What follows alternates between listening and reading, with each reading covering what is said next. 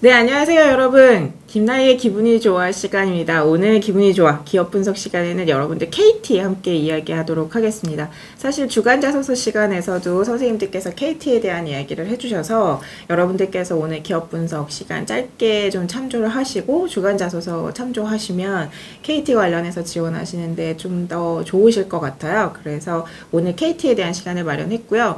KT는 사실 저도 찾아보다 보니까 되게 큰 회사죠. 보다 보니 한 3만 명이 일단 정직원으로 근무를 하고 있고, 서울뿐만 아니라 우리나라의 각 지역의 통신 사업을 하고 있는 회사이기는 한데, 어떻게 이익이 나고 있는지, 오늘 시간에는 KT는 어떻게 돈을 벌고 있었는지, 앞으로는 어떤 분야에 좀 더 집중하려고 하는지를 말씀드리려고 해요. 그래서 이런 부분들을 여러분들께서 들으시면, 아, 내가 자소서에서 어떻게 좀 녹여야겠다, 이들의 인재상이 어떻게 변화하고 있겠다 하는 분들을 참조하실 수 있지 않으실까 싶습니다.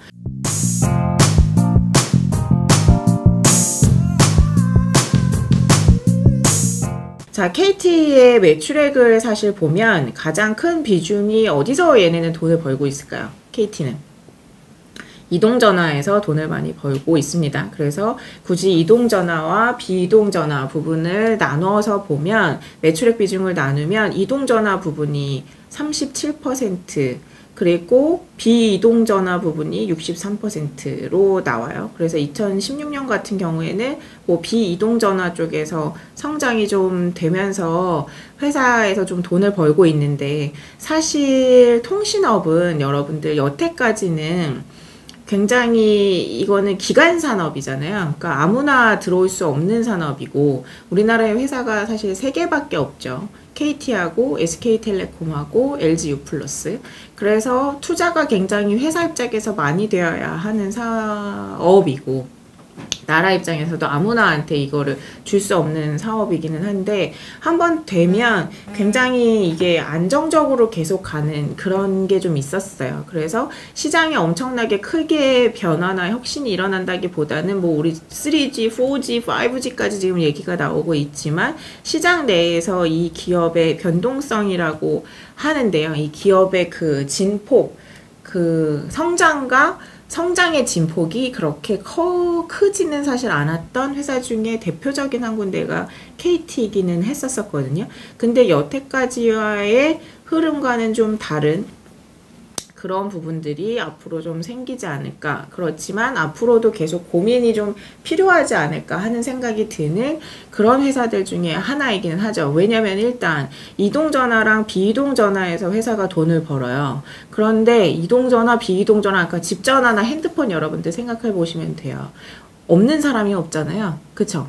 뭐 집전화든 핸드폰이든 없는 사람이 없기 때문에 시장이 계속해서 팽창해 가기 위해서는 어떤 신규 유입이 계속해서 이루어져야 되는데, 그 신규 유입이 그렇게 폭발적으로 크지 않을 거라고 생각이 되는 시장이고, LTE도 지금 성숙기에 돌입해 있고요. 그래서 이런 부분들이 숙제다라고 보시면 되는데, 지금 뭐 여태까지 이동전화에서 사실 점유율을 보자면 SK텔레콤이나 이런 데하고 보자면 2014년 10월이 저점이었다고 하고요. 그때는 한 30% 미만이었어요. KT의 점유율이 한 29.9% 정도였다가 지금 한 30.9%이기는 한데, 여기서의 채용하고 연계되는 이슈는 요 이동전화를 사용하는 KT를 가지고 계속 사용하는 소비자들을 넓혀나가고 늘리기 위한 뭐 브랜드 충성도라고 볼 수가 있겠죠. 그런 사람들을 어떻게 끌어낼 거냐 하는 부분이 클 거고요. 예를 들어서 저 같은 경우는 저는 통신사 로열티가 되게 낮은 고객 중에 하나거든요. 그래서 번호 지금 예전에, 이거 되게 옛날 얘기긴 한데, 옛날에는 번호 이동을 하면 다 번호도 바뀌었어요. 그러니까 통신사 이동을 하면. 근데 지금 그렇지 않잖아요. 그러니까 저 같은 사람들이 되게 많은 거죠. 뭔가 요금이 싸게, 훨씬 더 싸고 빠르게 되면 옮겨 다니는 사람들이 많이 있기 때문에, 어떻게 하면 고객을 우리 회사에 붙잡아 둘 수 있을 것인가, 어떤 전략들을 가져가게 할 것인가 하는 것들이 이슈가 될 거고요. 이를 위해서, 이렇게 점유율을 계속 확보하기 위해서 회사에서 어떤 노력을 해야 되는지를 여러분들께서 생각해 보시면 좋을 것 같아요. 일단 첫 번째는 LTE 네, LTE 광대역 커버리지를 구축하는 게 답이 될 수 있겠죠. 뭐 서울에서는 다 LTE를 우리가 쓸 수 있다고 하지만 안 되는 데들도 아직도 많잖아요. 뭐 우리나라가 다른 데들보다 인터넷이 굉장히 빠른 측면이기는 하지만요. 그래서 이 LTE 광대역 커버리지를 구축하는 거, 또 유통망의 경쟁력을 회복하기 위한 노력들이 굉장히 계속해서 필요하고요. 뭐 세컨 디바이스, 다양한 영업 루트를 마련하는 것들도 지속적으로 필요하다 하는 것들이 있고, 그리고 이제는 핸드폰을 통해서 그 핸드폰에 우리가 요금제를 통해서 할 수 있는 것들이 굉장히 많아졌잖아요. 너무나 잘 아시는 것처럼 핸드폰 가지고 우리는 더 이상 전화하고 문자만 보내지 않고 모든 그런 핸드폰이, 그러니까 PC를 지금 대체하고 있는 상황이 되고 있기 때문에 핸드폰을 통해서 SNS, 당연히 페이스북, 여러분들 뭐 네이버 블로그 같은 것도 많이 하실 거고, 비디오 스트리밍, 음악 스트리밍에 대한 서비스들도 다 핸드폰을 통해서 하고 있죠. 그래서 이것과 관련된 비즈니스 모델을 어떻게 회사에서 구축해 나갈 것인지에 대한 니즈도 굉장히 클 수 있어요. 그래서 여러분들이 영상을 되게 많이 소비하고 계시는 그런 그 층 중에 하나이시잖아요. 그러니까 내가 소비자이기도 하지만 내가 KT에서 일을 한다고 생각하면 나 같은 소비자들을 어떻게 KT의 서비스를 이용하게 할 것인지, 예를 들어서 그래서 SK텔레콤 같은 경우에는 옥수수라는 서비스를 지금 하고 있잖아요. 그래서 그 옥수수라는 서비스를 하면서 그 안에서 컨텐츠들을 고객들이 계속 소비하게 하는, 뭐 영상도 보고 지나간 영상도 보고 이런 것들을 하게 하는 통합 플랫폼을 구축하고 있는데, KT는 어떻게 할 것인지에 대한 고민을 해보셔도 좋을 것 같고요. 그래서 지금 KT가 다 5대 성장 사업을 지금 선정했어요. 5대 성장 사업이 뭐냐면 미디어, 금융경제, 기업 공공가치, 스마트 에너지, 재난 안전 보안이라고 하고요. 예전에는 이거를, 그러니까 현재까지를 보면 미디어는 국내 최대 IPTV로 지금 700만 현수를 모집하고 있고, 금융결제는 KT가 BC카드의 주주이기도 해요. 그래서 BC카드 매입하고 뭐 가입자 수를 1위로 유지하는 거, 그리고 KT가 K뱅크의 굉장히 또 주요 주주 중에 하나죠. 물론 카카오뱅크하고는 약간 다르기는 하지만 그 주주 구성이, 그래서 K뱅크를 영업 개시하는 부분, 기업 공공가치 부분에서도 B2B 고객사가 지금 330만인데 이걸 어떻게 늘려갈지에 대한 부분, 스마트 에너지, 지능형 통합관리 그 MEG 센터를 만들었다고 하고요. 재난안전보안에서도 LTE를 가지고 하는 것들을 지금 연구를 하고 있는데, 앞으로 어떻게 바꾸려고 하냐면 요 부분들을 여러분들께서 좀 아시고 그걸 가지고 자소서에도 좀 써주시면 좋을 것 같아요. 그러니까 제가 이 기업 분석을 해드리면 여러 친구들께서 또 저한테 질문하시는 내용이, 그 기업 분석 내용을 어떻게 자소서에 담아낼지에 대해서 잘 모르겠다 하는 얘기들을 하시더라고요. 이 기업 분석 내용을 담아내는 것들은 그 지원 동기나 입사 후 포부하고 관련돼서 내가 이 회사에 왜 지원하는지를 쓰실 때 내가 어떠한 역량들을 가지고 있어요. 내가 어떤 강점들, 어떤 경험을 가지고 있는데 네 회사가 지금 이러이러한 상황이잖아. 그래서 나의 강점을 가지고 여기서 이렇게 잘할 수 있어 라는 얘기를 해주셔야 되는 거고요.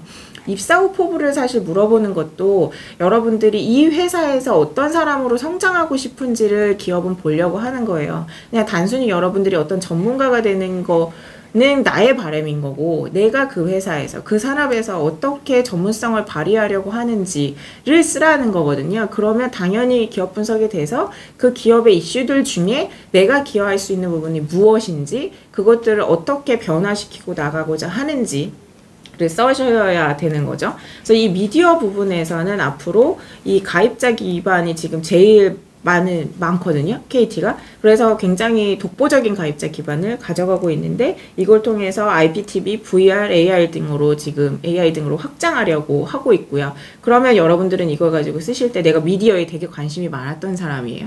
미디어에 되게 관심이 많아서 그걸 소비했었던 소비자 입장에서는 일을 하는 입장으로 다시 입장을 좀 바꿔서 생각해 보셔야 되고요. 어떤 콘텐츠들이 앞으로 나올 때 KT를 활용하려고 하는 고객들이 많아질지, 그거에 관련된 어떤 전문가가 되고 싶은지를 말씀을 하셔야 되는 거고, 금융결제도 지금 BC카드나 뭐 K뱅크에서 1인자가 되겠다라는 얘기를 하고 있는데, 뭐 이 부분은 당장 KT를 지원할 때는 약간 이 부분을 그렇게 강조하실 것까지는 아닐 것 같지만 온라인 플랫폼이 KT도 되고 싶어 하는 거거든요. 여기서는 어떤 것들이 좀 필요한지, 뭐 기업 공공같이 지금 B2B 고객사가 330만인데 앞으로 그 기업 관련돼서도 LTE를 공급하면서 신시장을 개척하겠다고 하고 있어요. 이런 부분에서 내가 지원한다면 어떤 식으로 B2B 세일즈, 어떤 식으로 LTE에 대한 소구를 할 것인지, 스마트 에너지 부분에서도 에너지 서비스 플랫폼이 되겠다. 상성 거래, 뭐 소비를 아우르는 이런 것들을 하겠다고 하고 있고요. 재난 안전 부분에서 기가 인터넷, 이런 부분에 대한 기본적인 이해가 돼야 될 거라는 생각이 들고요. 사실 이런 부분들을 잘 해나가기 위해서 지금 KT는 엄청나게 구조조정을 많이 하고 있습니다. 그래서 2020년부터는 이미 구조조정을 지금 많이 했고, 연 1000명씩 지금 정년을 채우고 떠나시는 분들이 많으실 거라고 여기서 이야기들을 하고 있거든요. 그러면 그리고 그 와중에 또 KT가 젊은 조직으로의 변화를 꽤 하고 있기 때문에 특히 이런 미디어 관련된, LTE 관련된 부분에서 여러분들이 여태까지는 소비자였었잖아요. 소비자로서 느끼는, 타사들과 비교했을 때 느끼는 아쉬운 점들은 무엇이었었는지, 내가 생각하기에 어떤 기술들이 얼마나 빠른 속도로 공급되는 게 되게 중요하고, 이런 와중에 나는 무엇을 하고 싶은지, 그게 뭐 미디어 소비자든 뭐 어떤 측면이든지 가네요. 그래서 그런 부분들을 꼭 써주셔야 되고요. 앞으로 사실 KT가 성장해 나가기 위해서는 당연히 뭐 고정비나 이런 부분들을 지금 감소시키려고 하면서 인력을 많이 구조조정하고 감축하고 있는 부분들이 있고, 아까 제가 말씀드렸던 5대 사업 영역 있죠. 우리 5대 사업 영역 뭐였는지 다시 한번 봐볼까요? 미디어, 금융결제, 기업 공공가치, 스마트 에너지, 재난, 그 기가 인터넷, 기업에 대한 LTE, 뭐 온라인 플랫폼, 이런 IPTV, VR, AI 등으로의 전환 측면에서 내가 무엇을 할 수 있는지를 여러분들께서 좀 써주시면 좋을 것 같고, 관련돼서 SK텔레콤이나 LG유플러스의 움직임을 보시는 거는 굉장히 아무래도 너무나 당연하게 필요하고요. 좀 더 이것들을 확장하자면 구글이라던가, 사실 통신으로만 우리가 이 통신사로만 전화를 이용하고 있지 않잖아요. 예를 들면 스카이프라던가 또 뭐 있죠? 우리 앱 카카오톡 전화를 쓰기도 하고, 또 다른 앱 같은 거, 왓츠앱 같은 거를 사용해서 메시지를 보내거나 전화를 하거나 하는 것도 많아지고 있기 때문에 여러분들이 그렇게 경쟁사 분석이라고 할 때도 이렇게 좀 다각도에서 다양한 주체들을 보실 수 있으면 굉장히 좋을 것 같고요. 외국에 있는 통신사들, 뭐 AT&T나 버라이존 같은 데들이 어떻게 이것들을 다양하게 하고 있는지까지도 보실 수 있으면 그 사례들을 가지고 여러분들이 지원 동기나 입사 후 포부에서 써주실 수 있으면 제일 좋을 것 같아요. 여태까지의 KT는 KT뿐만 아니라 다른 통신사들도 굉장히 안정적인 직장 중에 하나였었는데, 이런 변화들이 굉장히 빠른 속도로 지금 일어나고 있기 때문에 이런 변화와 혁신에 대한 여러분들의 생각을 담아주시면 굉장히 좋을 것 같다, 그런 생각이 듭니다. 오늘 기업 분석 KT에 대한 내용 여기까지 마치기로 하고요. 아까 제가 서두에서도 말씀드렸지만 주간자소서 시간에 우리 선생님들께서 말씀해 주신 내용 같이 참조하시면 굉장히 좋을 것 같아요. 여러분들 행운을 빕니다. 감사합니다.